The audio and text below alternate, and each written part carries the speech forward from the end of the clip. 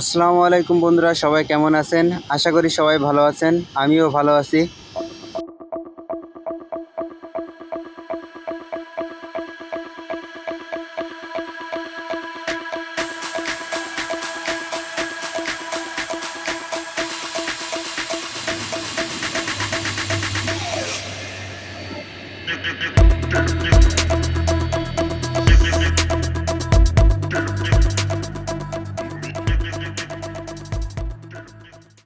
এটা হচ্ছে মালয়েশিয়ার একটি সাইকেলের রাস্তা।